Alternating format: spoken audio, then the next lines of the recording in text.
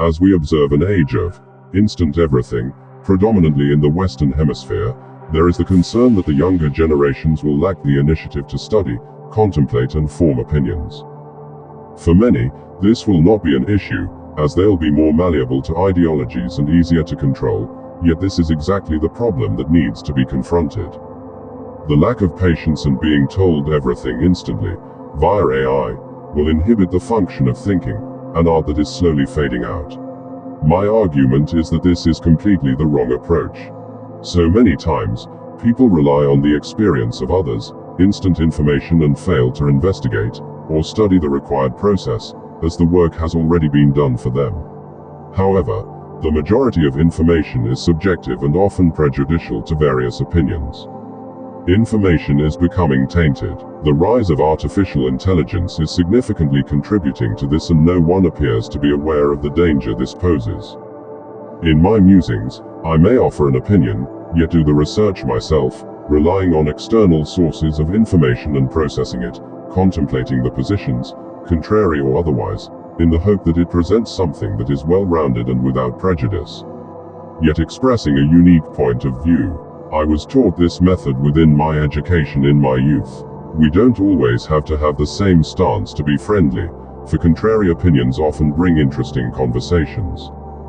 For example, my son has his own perspective and has expressed how he doesn't believe there is a God, whereas I do, yet we have enough common interests, as well as different perspectives that contribute to some really interesting discussions when we have our lads' night each week. I've encouraged my son to study for himself, and the outcome is that he has formed his own unique opinions, and I'm not offended, as they're informed decisions.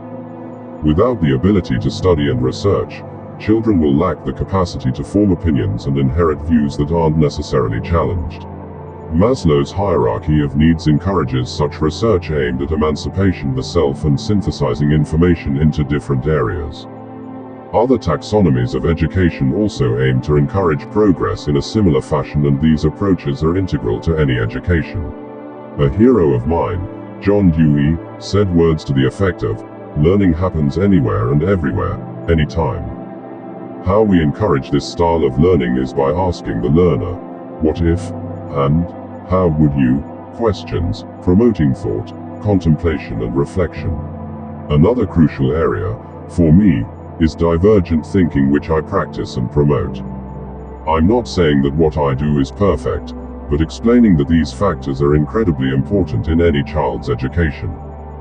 Having someone do everything for you, getting AI to write your essay and not creating space for reflection, by filling every spare, waking moment with doom scrolling, TV and computer games is a recipe for disaster. So I strongly discourage the use of AI and reliance on others that encourages easy living. Each of us need a challenge to grow and have reasonable, informed perspectives and not just conform to what we are being told. It's a serious issue. How we encourage thinking is down to education and supporting different arguments that develop well-rounded individuals. It's as if we conform so we don't upset anyone. Some governments don't like thinking people, and some religions employ similar tactics to impose what to believe, as opposed to allowing believers to inquire and challenge what they are told to do, and how to live. It's these methods, alongside outdated, inherited opinions, that encourage prejudice and disharmony. So I encourage you to think, research and take time to do so, as opposed to jumping on the current fashion where everyone conforms to an instant point of view, presented by an influencer. Such people are employed to impose opinions and objects of desire, yet it is so obvious that it becomes hidden in the blinkered reality of today's world. Think for yourself. Don't conform just because it's convenient.